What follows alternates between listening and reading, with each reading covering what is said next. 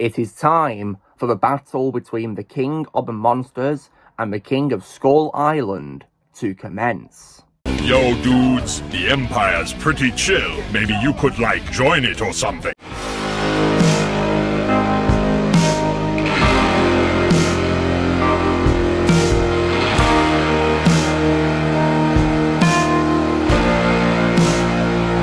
Hey everyone, Lucimus Prime here, so it's time for another review in my review series of the films being in the franchise of the Monsterverse. And this is for, of course, the franchise's 4th installment, and this will definitely be a special review in this franchise because this is actually my favourite in the franchise. One that I definitely have the most fun rewatching and one that I'm most excited to rewatch, and I was definitely excited to rewatch before this review. And that film, of course, is none other than 2021's Godzilla vs. Kong.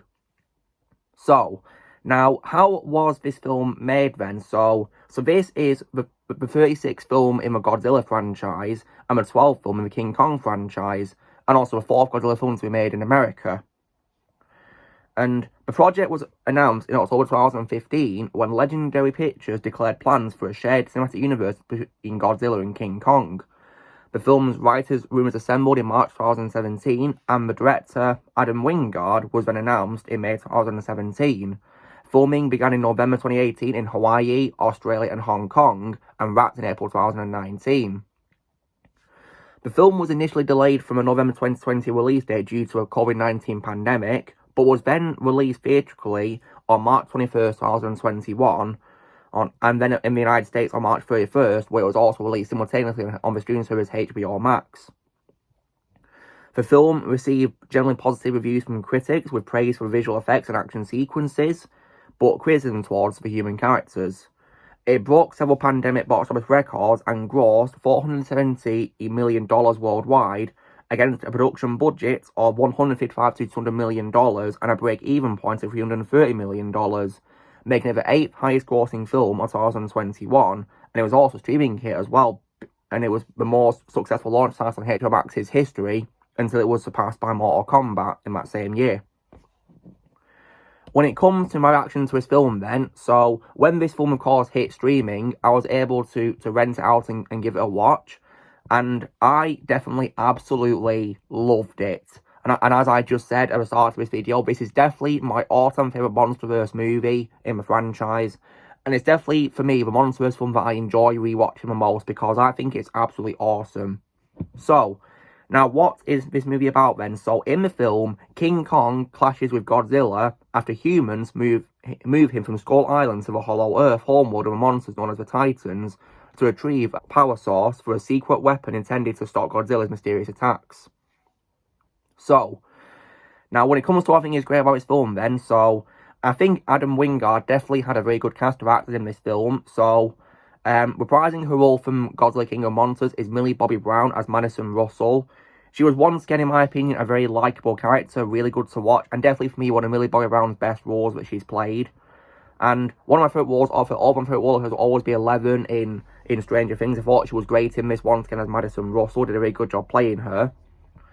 And also, as well, returning was also Carl Chandler as her dad, as well, who of course is Dr. Mark Russell. I thought he was once again really good as Madison's father in this film, did a very good job.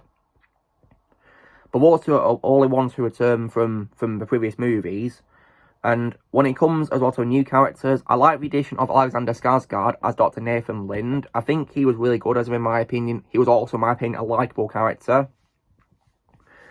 I also like the addition as well of Rebecca Hall in this as Dr. Eileen Andrews. I thought she was really good as her in this, in my opinion, too. Also made her a likeable character.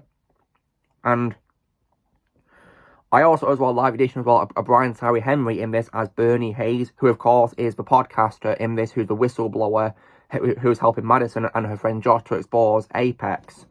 I thought he was, in my opinion, a pretty funny character, and Brian Tyree Henry, in my opinion, is a good actor. And it's probably my favourite live-action role of his, because my favourite role of his will always be Jefferson Davis in the Spider-Verse animated movies, but I still think that he was great in this as Bernie. Definitely my favourite live-action role of his for me, because I think he did a really good job playing Bernie in this, made him a very funny character, and likeable as well. And was others in this who were also good. For example, Julian Dennison as Josh, who is Madison's friend. I thought he was really good as Josh, and this made him also a likeable character. Josh Pollaford Waller, Julian Dennison. And there's other good characters in this as well. For example, Damien Bisher as Walter Simmons, who is this film's human antagonist. I thought he was, in my opinion, a very good character in this, and Damien did a really good job playing him in this. And there's others too in this as well. I liked Kaylee Hottle as Gia, who of course is a young, deaf, orphaned Erie native, who of course has a bond with King Kong. And it was definitely a great casting because she was definitely real alive, so it was definitely made very authentic because of that casting. Did a great job with that, and she definitely made a very great character in this. And the cast, in my opinion, did a very good job in this, what were given. And I also like the addition as well of Ishio Serizawa's son, Imis, who is called Ren, played by Shun Oguri. It was really cool how, of course, even though Serizawa sacrificed himself in the previous Godzilla film, they still acknowledge him by featuring his son in this film. I definitely really liked the addition of that. And I also like the addition of Isaac Gonzalez as well as Mayor Simmons in this as well, and others too as well. And we also as well got a cameo appearance by the absolute legend being Lance Reddick, may he rest in peace, as the character Gwilliman, who of course is Monarch's director. It was really cool to see him in this. Although he only appeared briefly, which is disappointing, which I'll get to in bad qualities with this film. But I still think that Lance Reddick was great in the way he was given. May Lance rest in peace. As well as this great cast of actors, I also definitely absolutely loved the CGI in this film. I think the CGI in the Monsterverse was probably at its peak in this movie when it comes to the designs for Godzilla and Kong and to the other creatures in this. I thought they were definitely, in my opinion, really awesome additions to it, as well as, of course, Godzilla and Kong themselves. I definitely really love that. And when it comes as well to the new enemies in this, I absolutely love how this film brought back Mechagodzilla. And I gotta say, Mechagodzilla looks absolutely awesome in this film with a really great new design, making a return after 18 years. And what's also cool is the consciousness inside it is that of King Ghidorah, who's defeated in the previous movie. So you could say it's technically a rematch between Godzilla and King Ghidorah, only King Ghidorah, of course, is possessing Mechagodzilla. But I think Mechagodzilla in this was definitely an awesome addition, and the design was definitely, in my opinion, brilliant. It literally feels like Godzilla meets Terminator when you think about it that way, but it looks so cool in my opinion. And I also as well love the addition as well of the Hellhawks in this as well, which is definitely really cool, like addition to the franchise, and also the Warbat as well. And I think they're definitely, in my opinion, well designed with great CGI. Like, considering, of course, us for CGI in this franchise, I think it was at its peak in this film, in my opinion, because it was so stunning. Especially for designs for Godzilla and Kong as well, in my opinion, too. And I also think that in this film, the fight scenes are also at their best as well. Like, the fight scenes between King Kong and Godzilla are, in my opinion, the #1 highlight of this movie, in my opinion. And while I will say the opening of the film has a bit of a slow start with a bit of a slow pace, it thankfully, however, speeds up really quickly and makes up for it when Godzilla and Kong begin their fights. Like, because this film is full of epic moments. For example, the fight, of course, on the ship which is taking Kong to the Hollow Earth was definitely, in my opinion, really epic. And my favourite fight scene in the entire Monsterverse franchise is hands down the fight scene in Hong Kong. Because it was, in my opinion, visually stunning as well, and just so well done, in my opinion, with incredible CGI, and the fight was just so much fun to watch. And if you guys going to asking me whose side I was on when it comes to who'd win between the two monsters, I was on Godzilla's side. I knew that he would definitely win, and I was right, because he did, of course, defeat Kong, but then, of course, he had to unfortunately fight Mechagodzilla. And thankfully, of course, Kong was able to then help Godzilla defeat Mechagodzilla, and then they formed a truce, pretty much, really. So that was definitely a very cool change, I must say, that came out of nowhere, really. Because I was thinking maybe one of them would end up dying when I was seeing the trailers, but no. Instead, they both lived, and they both ended up becoming friends, pretty much, really. And I think when it comes to the two monsters as well, I think they've also done brilliantly as well by the motion capture as well. Because Terry Notary, of course, has played King Kong in this franchise by motion capture. And I think, and also Alan Henry also did it in this film as well. And I think he did a very, very good job. And so did Eric Peaty as well. Terry Notary, I believe, did it, of course, in Kong Skull Island. And then, of course, in this film, it was others too as well. And I think they did a very good job with this, in my opinion. And really did a very good job when it comes to motion capture for the creatures in this. Just brilliant, in my opinion. And I also definitely really love Tom Hawkenborg's musical score. In my opinion, Tom Hawkenborg, aka John Kixell, is, for me, the most underrated composer of all time, because I think his music is incredible, and this one was definitely, for me, no exception, because it's just what you need in a Godzilla and King Kong movie. Just epic music, which is great to listen to, absolutely.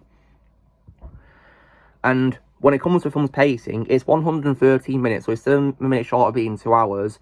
But in my opinion, though, it's paced really well once you get to the fight scenes, because while the opening might be a little bit slow in my opinion, it thankfully makes up with really fast-paced and action scenes, which prevent the film from getting boring. In my opinion, they're lots of fun.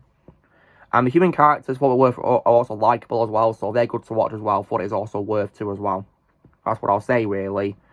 And I personally think this film is definitely MonsterVerse at its best, in my opinion, because I think they did a really great job with it. Did a brilliant job. And there was lots of really cool moments in this. Like, so many that, you know, keep you going watching the film. It never gets boring, in my opinion, really. Once, of course, the fight scene starts. Absolutely. And I love how they also had throwbacks to the older films, too. For example, the scene, of course, where Kong lunges his axe into Godzilla's throat was definitely, in my opinion, a really cool reference to the original film from 1962. He did the exact same thing with a tree branch, but here, of course, he did it with axe in a much more modern take, more realistic, which I think was definitely brilliant. And definitely, in my opinion, was the best one with MonsterVerse that I've seen, absolutely. Like, I don't think it's going to get better than this, in my opinion. So, for me, this is definitely my favourite in the MonsterVerse, absolutely. But it also brings some bad quality of this film then, so I've already mentioned that the opening can be a little bit slow until, of course, you get to the fight scenes. Once the fight scenes happen, the film is thankfully fast-paced, in my opinion. It can go really quickly, but the opening is a little bit slow, I'm not going to lie.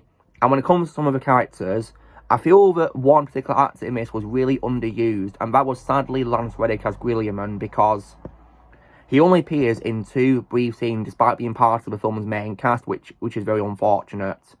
And it's also breaks my heart because that was sadly Lance Reddick's last film that he was in while he was still alive, because his next one after this one from John Wick Chapter 4 onward would unfortunately be posthumous releases, which really sucks.